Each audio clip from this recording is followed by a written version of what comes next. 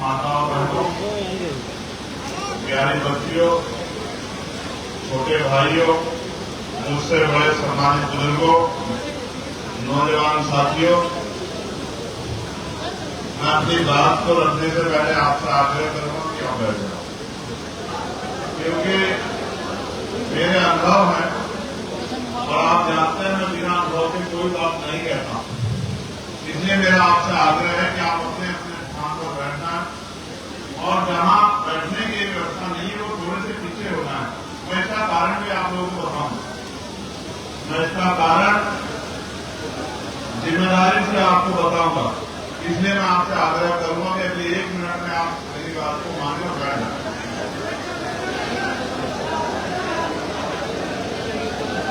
जो लोग वहां आए अगर बात चेयर है तो चेयर वाले लोग बैठ जाए और चेयर नहीं तो चेयर के पीछे हो जाए, जिससे जो बैठे हुए लोगों को परेशानी ना हो।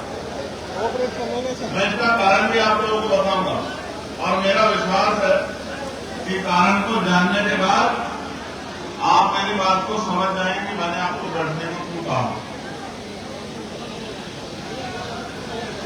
ये जो बीच में नौजवान खड़े हैं थोड़े से मदद करा दो।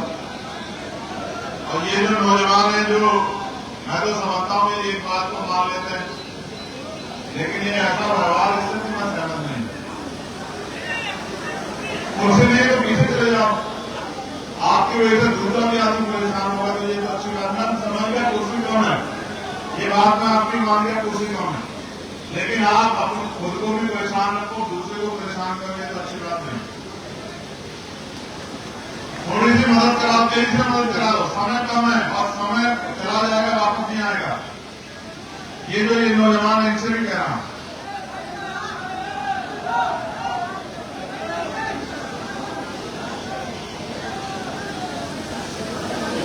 प्यारे साथियों, आज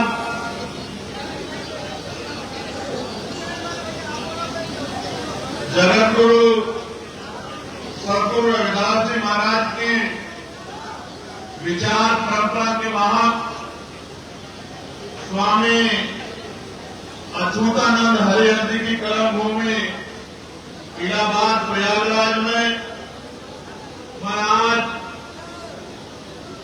इस 18वें प्रबुद्धजन सम्मेलन को संबोधित करने के लिए आपके बीच पहुंचा। ये सम्मेलन सहारनपुर से शुरू हुए थे। पहला सम्मेलन सहारनपुर में हुआ, पश्चिम के मंडलों को होता हुआ ये बुंदेलखंड पहुंचा, बुंदेलखंड के बाद लखनऊ और पूर्वांचल के मंडलों को छूता हुआ, रोहिलखंड के मंडलों को छूता हुआ और यहां प्रयागराज में 3 बार ये कार्यक्रम कैंसिल हुआ और आज बड़ी मुश्किल से संगीनों के साए में, पुलिस के जबरदस्त पहरे में ये कार्यक्रम हम सब लोग सफल करने के लिए जा रहे हैं। इसके लिए मैं सर्वप्रथम सभी जिले के कमेटियों को, मंडल के नेताओं को, प्रदेश कमेटी के साथियों को और यहां उपस्थित हजारों की संख्या में पहुंचे मुझसे प्यार करने वाले मेरे परिवार के लोगों को बहुत बहुत धन्यवाद करता हूं, उनका आभार व्यक्त करता हूं। प्यारे साथियों, अपनी बात को शुरू करने से पहले मैं बहुजन समाज में जन्मे सभी संतों, गुरुओं और महान पुरुषों को नमन करता हूं। और नमन मैं इसलिए करता हूं क्योंकि जब मैं उनके जीवन को देखता हूं तो मुझे महसूस होता है कि अगर ये महापुरुष ना होते तो आज औरों को छोड़िए, मेरे जैसे गरीब परिवार का प्राइमरी स्कूल के टीचर का बेटा भारत की सबसे बड़ी पंचायत का मेंबर नहीं होता और यहां इस मंच पर खड़े होकर अपनी बात को नहीं रखा होता। प्यारे साथियों, मैंने आपको बैठने के लिए इसलिए कहा था, मेरा अनुभव है कि जब हम लोग स्कूल में पढ़ते थे और टीचर अपनी बात को पढ़ाया करता था, समझाया करता था, तो बहुत सारे विद्यार्थी ऐसे होते थे जो बहुत गंभीरता से टीचर की बात को सुनते थे, लेकिन कुछ विद्यार्थी ऐसे होते थे जो जब टीचर पढ़ा रहा होता था तो कभी आपस में बात करते थे, कभी इधर उठते थे, कभी उधर उठते थे, कभी इधर बैठते थे, कभी उधर बैठते थे, कभी इधर उधर भागने का काम करते थे, कभी इधर उधर कूदने का काम करते थे। तो अध्यापक तो अपनी पूरी मेहनत कर देता था और बाद में जो विद्यार्थी इस तरह का व्यवहार करते थे और उनकी समझ में कुछ नहीं आता था, तो जब पेपर आता था और वो क्वेश्चन आता था तो वो उत्तर के नाम पे कुछ नहीं लिख पाते थे और परिणाम जब उनका आता था तो परिणाम भी 0 के रूप में आता था और रिजल्ट भी 0 के रूप में आता था। बहुत लंबे समय से हम लोग चौकों पे, दहलीजों पे सर रगड़ रहे हैं और हाथ फैला के मांग रहे हैं। अगर हम खुद को तैयार नहीं करेंगे तो ये मांगने की प्रक्रिया अभी 100 साल रुकने वाली नहीं है। इसलिए हमें फैसला करना पड़ेगा कि हमें क्या बनना है। हमें तय करना पड़ेगा कि हमें मांगने वाला बनना है या देने वाला बनना है। आज तो संविधान ने सब कुछ हमारे हाथ में रख दिया है। अगर हम पढ़ लिख लें, बेहतर पढ़ाई कर लें, डॉक्टर, इंजीनियर, IAS, IPS, वकील जब बन जाए तो कुर्सियों पर बैठ के जिला भी चला सकते हैं, प्रदेश भी चला सकते हैं, देश भी चला सकते हैं। और अगर अपनी वोट को तैयार कर लें, जनमत तैयार कर लें, भाईचारा तैयार कर लें, तो वो दिन भी दूर नहीं है कि हम विधायक भी बन सकते हैं, सांसद भी बन सकते हैं, मुख्यमंत्री भी बन सकते हैं, प्रधानमंत्री भी बन सकते हैं, केंद्रीय मंत्री भी बन सकते हैं और इस देश की राजकाज को अपने हाथ में ले सकते हैं। अपने लोगों के आंसू भी पूछ सकते हैं, अपनी दर्द तकलीफों को कम भी कर सकते हैं। प्यारे साथियों, मैं याद करूंगा महाभारत तथा कद्बुद्ध को। आप महसूस करके देखो कि उन्होंने राजपाट छोड़ी और लोगों की पीड़ा को अपनी पीड़ा समझ के लोगों के बीच में जाके ज्ञान अर्जित करके लोगों को समझाने का काम किया और उनके वजह से इतना बड़ा परिवर्तन आया कि जो सामंतवादी व्यवस्था थी, राजशाही व्यवस्था थी, उसमें भी मानवतावादी विचार को आगे बढ़ने का मौका मिला। उनके बाद 600 साल पहले जगतगुरु सतगुरु रविदास जी महाराज ने बेगमपुरा का विचार देके, बेगम का मतलब होता है, एक बेगम वो होती है जो राजा की होती है और एक बेगम जो है 2 शब्दों से मिलकर बना है, बेग और गम, यानी कि बिना गम। ऐसा राज व्यवस्था जहां किसी के जीवन में कोई गम ना हो, ऐसी राज व्यवस्था 600 साल पहले जगतगुरु सतगुरु रविदास जी महाराज ने यही बनारस से देने का काम किया और पूरी दुनिया में मानवता के विचार को फैलाने का काम किया। उनके समकालीन, उनके आसपास गुरु नानक देव ने पंगत में संगत का विचार किया और चारों वर्णों के लोगों को एक सूत्र में पिरो के भाईचारे की बात की और दुनिया को संदेश दिया कि मिलजुल के भाईचारा पैदा करके हम लोग आगे बढ़ सकते हैं। तब संविधान में नहीं था, लेकिन उन्होंने कहा कि कोई छोटा मोटा तो कोई छोटा बड़ा नहीं है, एक ही तरह की प्रक्रिया से और मां की कोख से लोग जन्म लेते हैं। एक मां की कोख ऊंची और दूसरी मां की कोख नीची नहीं हो सकती है। इंसान बराबर है। ऐसा ही विचार गुरु वाल्मीकि जी ने, ऐसा ही विचार सब गार्गे जी महाराज ने, ऐसा ही विचार नारायण गुरु ने, ऐसा ही विचार गुरु घासीदास ने और सोए समाज को जगाने के लिए ऐसा ही विचार राष्ट्रपिता ज्योतिबा फुले ने दिया, मां सावित्रीबाई फुले ने दिया। जुल्म सहे, अपमान सहा, अन्याय सहा, जान पर बनाई, लेकिन गरीबों को पढ़ा लिखाकर मुख्य धारा में लाके उनको 2 दुश्मन का एहसास करा के और उनको तरक्की का रास्ता दिखा के और अपने लिए सब कुछ निछावर कर दिया, अपना सब कुछ। अंत समय में कहते हैं कि उनके पास अपने इलाज के पैसे भी नहीं थे और मैं महाराज जाता हूं मेरे लोगों, तो महाराज ने उनका नाम सुनहरे अक्षरों में लिखा हुआ है। इतने बड़े बड़े कंस्ट्रक्शन के काम उन्होंने किए हैं, इतनी बड़ी बड़ी बिल्डिंग और पुल बनाए हैं कि उनके मुकाबले का कॉन्ट्रैक्टर नहीं।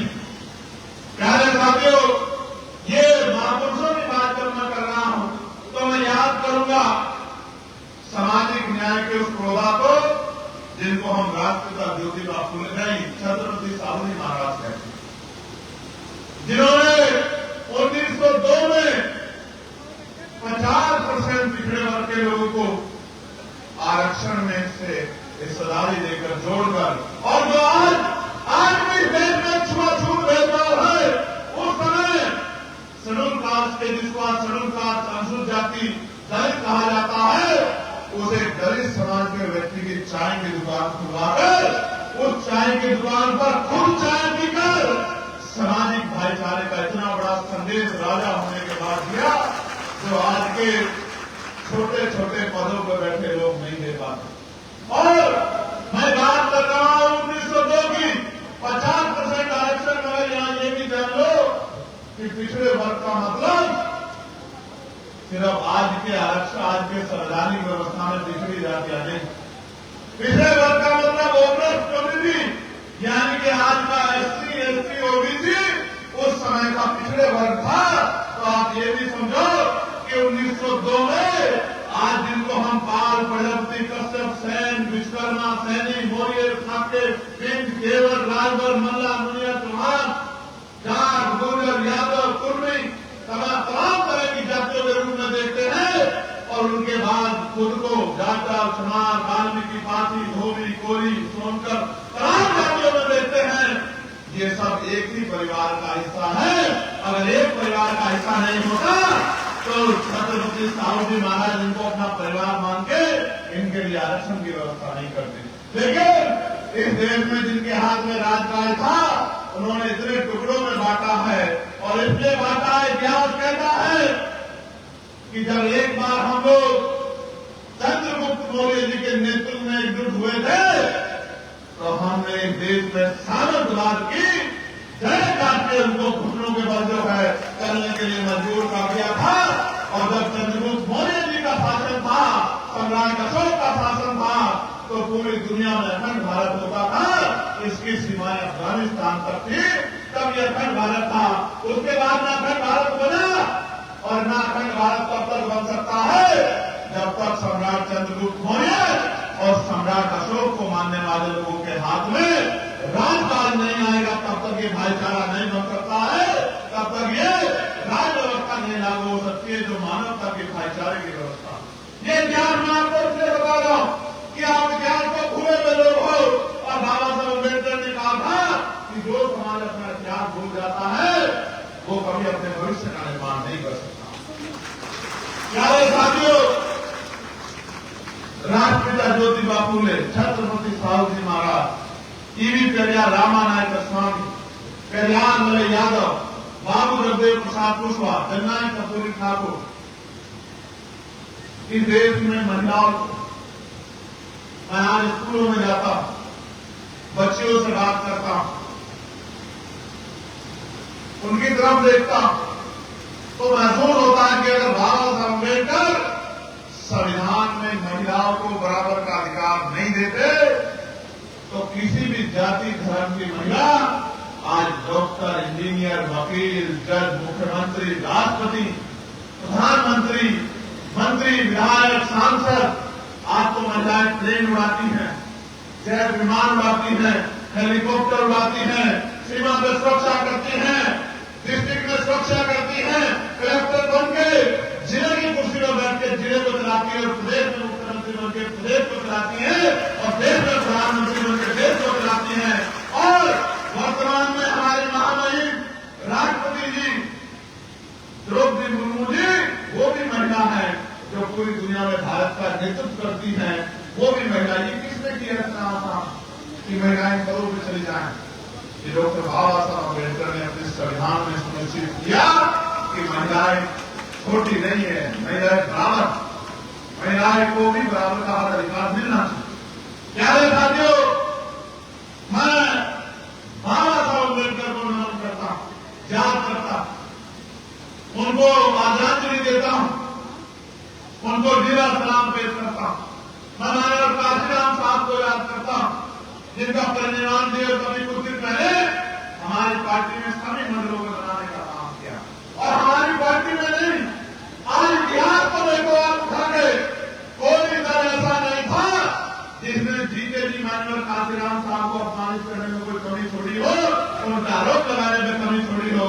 आज हर एक दल माननीय काशीराम साहब की परिनिर्वाण दिवस को मनाने का काम कर रहा है। तो ये भी इतिहास है, ये भी वर्तमान है, ये भी भविष्य आप देखना, क्योंकि उन्होंने जो काम किया है वो किसी पार्टी के दायरे में नहीं आता मेरे भाई। मैं याद करूंगा महामना राम सुवर्मा जी को, चौधरी महाराज सिंह भारती जी को, बाबू सिंह दयाल परमसिंह जी को, परमानंद लोधी जी को, संतराम जी प्रजापति जी को। मैं याद करूंगा सोनकर समाज में जन्मे सरगुजी लाल साहब को, जिन्होंने राजपिता ज्योतिबा फूले के साथ मिलकर, और जब ये मैंने नाम लिया तो बहुत सारे लोग तो सोच जाओगे ये संतुजी लाल कौन है, तो पहली बार भाई ये संतुजी लाल कौन है भाई? ये संतुजी लाल वो है जिन्होंने सत्तर सोदक समाज के काम में मान्यवर जो हमारे प्रमुख रहे हैं राजपिता ज्योतिबा फूले, उनका हाथ बढ़ाने का काम किया, उनकी ताकत बनने का काम।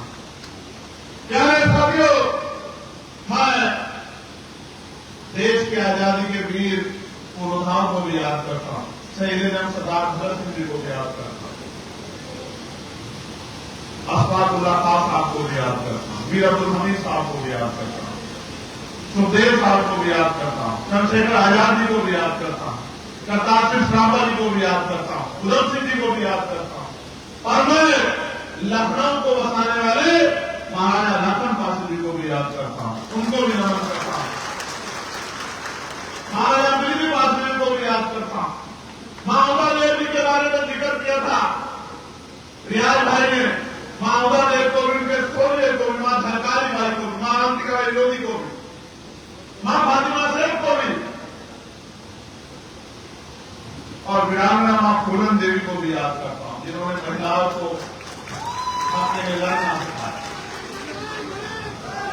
प्यारे साथियों, ये नाम मैंने इतिहास है, और जब तक आप अपने इतिहास को नहीं पढ़ोगे तो आपको नहीं पता है, आज पिछड़े वर्ग के लोगों को नहीं पता है कि मंडल कमीशन का विरोध कौन करा, और कौन नहीं चाहता था कि देश में मंडल कमीशन लागू हो कि पिछड़े वर्ग के लोगों को आरक्षण के जरिए कुर्सी में बैठने का मौका मिले। कौन था विरोधी?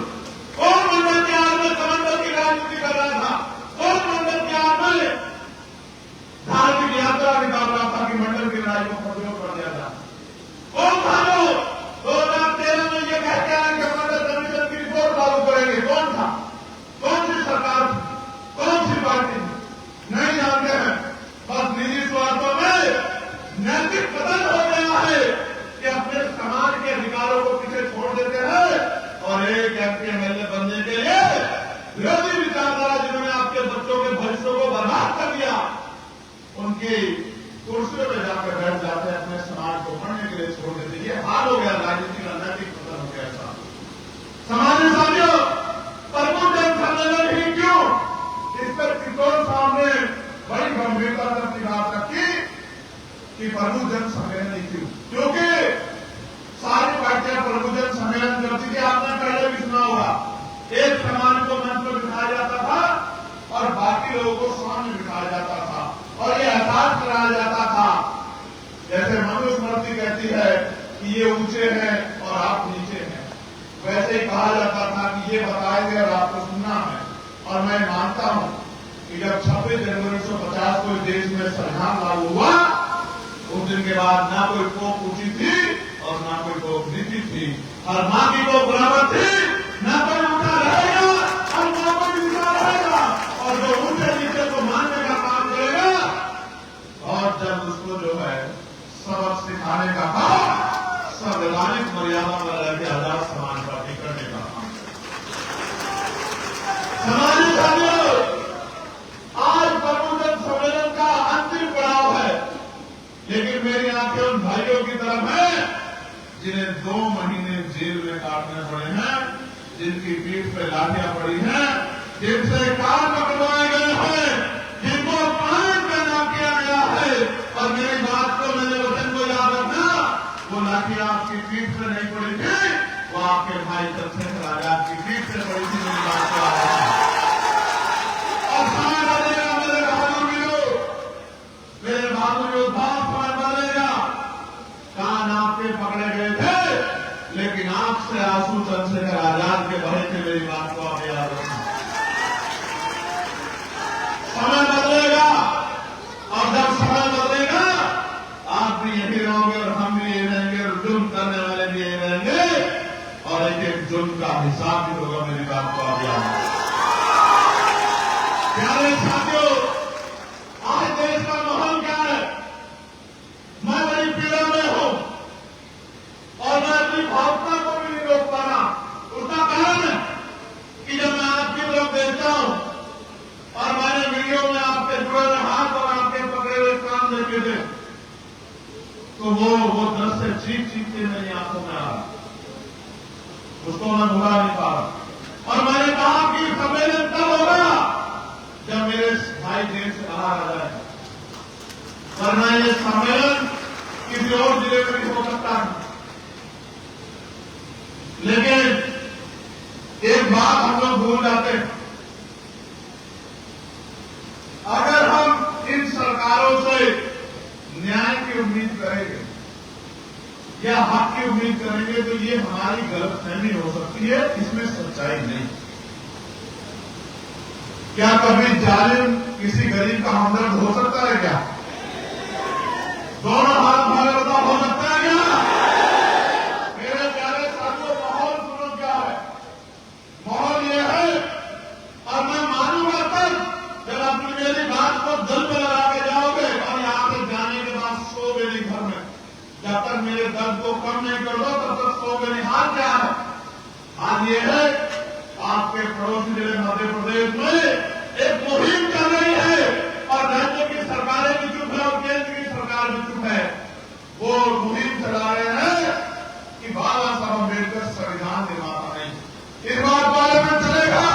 मैं सरकार तक पूछने का काम करूंगा कि सरकार का रुख इस बात पे क्या है कि बाबा साहब अम्बेडकर संविधान निर्माता है या नहीं है, और अगर है तो ऐसे परमिशनल प्रोग्रामों को परमिशन किस आधार पर मिल रही है जहां बड़े बड़े बैनर लगा के ये कहने का काम किया जा रहा है कि डॉक्टर बाबा साहब अम्बेडकर संविधान निर्माता नहीं। एक मुहिम कर रही है, कोई बाबा साहब का बहुत टिप्पणी करता है, कोई उनको अंग्रेजवादी बनाता बताता है और इस मुहिम को सपोर्ट किया जा रहा है, इस मुहिम को संरक्षण दिया जा रहा है। ऐसा नहीं है कि हम चुप बैठे, नहीं चुप बैठे, लेकिन आप जानते हो ये सरकारें चाहती है कि हम संवैधानिक रास्ता छोड़ के और अपनी लड़ाई को लड़ने के लाठी करने का प्रयोग करें। ये सरकारें जानती चाहती हैं, लेकिन आप जानते हैं अगर हम कानून को हाथ में लेंगे तो हमें गोली मारना, हमसे मुकदमा लगाना, हमें जेल भेजना इनके लिए बहुत आसान हो जाएगा। जब हमें निर्दोष होते हुए जेल भेज सकते हैं तो अगर हमने इतना सा भी कुछ कानून को अपने हाथ में लेने का काम किया तो इनको तो घर बैठे बैठे मौका मिल जाएगा हमारे लोगों को जेल में घुसने का। हालांकि भीम आर्मी के लोग जेल से नहीं डरते। डरते हैं क्या? डरते हैं क्या? नहीं डरते, बिल्कुल सच, नहीं डरते। और जब जेल में रह गया डरते हैं क्या? दोबारा जाना पड़ा जाओगे क्या? ईमानदार के दोनों हाथ भाई जो लोग कह रहे हैं मिलादोगे सामंतवाद की जगह को मैं देख रहा हूं तुम्हारे दोस्त को, चिंता मत करो। कमाने साथियों, एक मुहिम वहां चल रही है और एक मुहिम नहीं है और मुहिम बताता हूं आपको। यही रायबरेली में हरिओम वाल्मीकि को पीट पीट के मार दिया, मारा गया। और मारने वाले क्या कह रहे थे उसको कि हम बाबा के लोग हैं। बोले नहीं बोले, बोले नहीं बोले। और मारने वालों में से कोई है वो भी था जो कह रहा था कि गुलाम ने आजाद को सुना है। नहीं सुना आपने? बोला ना उसने कि गुलाम ने आजाद को। जिस दिन आजाद आएगा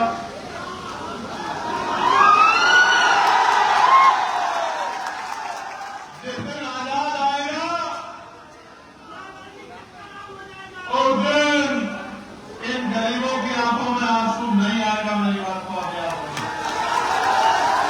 और किसी सामंती में इतनी हिम्मत नहीं होगी कि इनकी बच्चियों की तरह, इनकी जमीन की तरह, इनके स्वाभिमान की तरफ आप उठा के देख ले, किसी सामंती में इतनी हिम्मत नहीं होगी जितना आजाद आएगा। और मेरी बात पे गौर करो, वो पिट रहा था, तो उसकी आंखों में उम्मीद थी कि कोई उसको बचाने आए, लेकिन वो उम्मीद कानून व्यवस्था से नहीं थी, इस सरकार से नहीं, क्योंकि मारने वालों को सरकार का संरक्षण है मेरे भाइयों, मारने वालों का संरक्षण। प्यारे साथियों, अभी मैं चंडीगढ़ से लौटा, कल मैं चंडीगढ़ गया और चंडीगढ़ में क्या हुआ, भाई पूरण जो आईजी रैंक के अधिकारी थे हमारे, भाई पूरण कुमार, 2020 में मेरी उनसे बात हुई। उन्होंने कहा भाई विभाग में भैया बहुत जातिवाद है, मेरी मदद कराओ, मेरे साथ डिस्क्रिमिनेशन हो रहा है, भेदभाव हो रहा है। हमारी टीम ने वहां प्रोटेस्ट किया, आप सोशल साइट उठा के देख लो, ज्ञापन दिया, सरकार से जवाब मांगा और फिर उनके साथ होने वाले न्याय में रोक लगी। 21 में उन्होंने मुझे फोन किया कि भाई मेरे साथ अन्याय हो रहा है। 21 में हमने उनके बात को उठाया, लॉकडाउन का समय था, मैंने सारे वरिष्ठ अधिकारियों से बात की कि भाई ये अच्छी बात नहीं, लेकिन सामान्य साथियों आप गौर करो, ना कोई कानूनी प्रक्रिया फॉलो की गई, ना कोई नियमों को पालन किया गया, नियमों को ताक में रखा गया। आईजी लेवल के हमारे अधिकारी को एक झूठी रिपोर्ट बनाकर उनके ऊपर भ्रष्टाचार का आरोप लगाने का काम किया। और आप अपने दिल से गवाही देकर बताना, अगर चोर को चोर कहोगे तो कभी उस बात का बुरा नहीं मानेगा क्या? लेकिन ईमानदार को चोर कहोगे तो उसको तकलीफ होगी या नहीं होगी? जब उस ईमानदार आदमी को भ्रष्टाचार में लिप्त बताने का काम किया गया और क्या बीती होगी भाई पूरण कुमार मेरे भाई पर, कि उसने अपनी सर्विस रिवॉल्वर से, आप समझते हो आदमी सुसाइड करता है?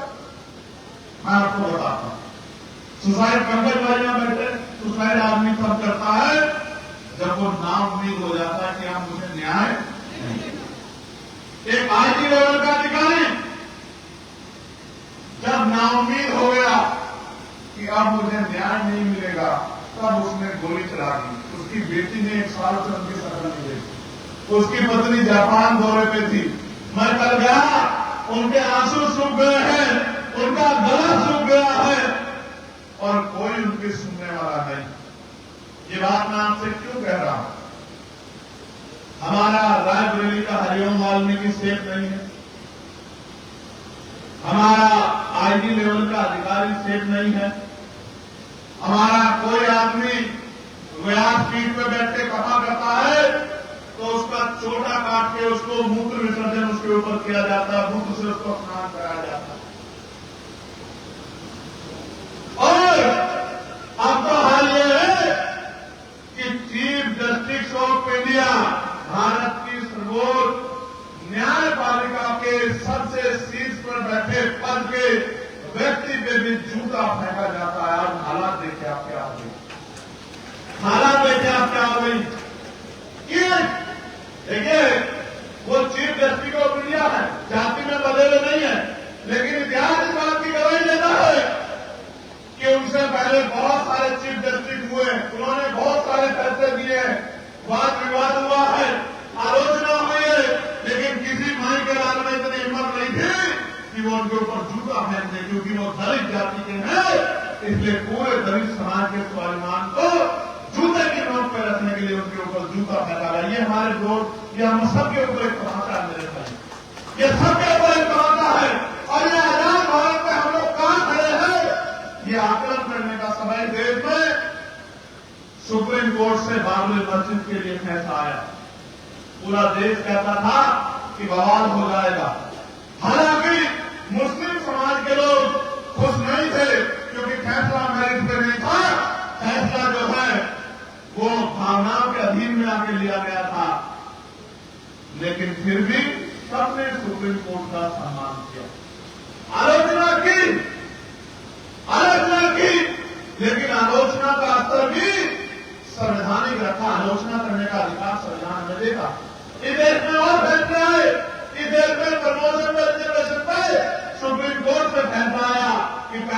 इसको डिमोशन करो और फिर उसके बाद जो है हम इस पिटीशन को सुनेंगे। तमाम फैसले आए SC/ST एक्ट को 2 अप्रैल 2018 का आंदोलन आपको याद होगा। 20 अगस्त को SC/ST एक्ट को कमजोर कर दिया गया, आपको सड़कों पर आना पड़ा, फैसले की आलोचना हुई, आंदोलन हुआ, लेकिन किसी ने सुप्रीम कोर्ट में जाकर जूता नहीं फेंका मेरे भाई। यह हिम्मत कहां से आती है? यह हिम्मत इस बात से आती है कि जब सामने वाले की जात के आधार पे जो है उस पर जुल्म किया जाता है, उसकी पहचान होती है। आप तो ये कहा था बड़े नेता ने कि कब्रों से पता लग जाएगा कि अपराधी कौन है, उसका धर्म क्या है। आप जानने का प्रयास करो मेरे भाइयों, आपके CBI को जूता पड़ रहा है, आपके IG लेवल का अधिकारी गोली मार ले रहा है, वाल्मीकि को पीट पीट के मार दिया जा रहा है। और मैं कहना तो नहीं चाहता था मेरे भाई, लेकिन जवाब आप खुद ही देना। दोगे नहीं दोगे बताओ? दोनों हाथ पकड़ के बताओ, जवाब दोगे नहीं दोगे? आप बड़े भोले वाले हो, बड़े सीधे साधे हो।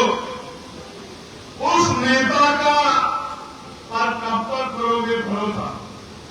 उस नेता पर कब तक करोगे भरोसा जो जालिम को बताता है गरीबों का मसीहा? समझे नहीं समझे? उस नेता पे कब तक करोगे भरोसा जो जालिम को बताता है गरीबों का मसीहा, जो कहता है कि हम सरकार के आभारी हैं, उस सरकार के आभारी हैं जिस सरकार ने हमारे लोगों की खाल खींच ली, जिस सरकार ने हमारे अधिकारी कर्मचारियों को खून के आंसू रोने का काम मंजूर किया, जिस सरकार ने हमारे घरों पर बुलडोजर चलाया, जिस सरकार ने हमारी मस्जिदों को, दरगाह को, खानकाह को, हमारे धार्मिक स्थलों को फतेहपुर में, और अगर कोई आंदोलन करने आया तो लाठियों से पीट के जेल में भेजने का काम किया, जिनके राजनाव के भाई ने बदन पर 5-5 गोली चली, खून की होली खेली गई, और जिनके राज में 2 अप्रैल 2018 में हमारे लोगों को पीट पीट कर लाते मार मार कर जेल में बंद कर दिया गया, और नासिर के आंदोलन में माथे पर सर पर गोली चला के मुस्लिम भाइयों का नरसंहार किया गया। उस सरकार को कहते हैं कि बहुत बहुत धन्यवाद।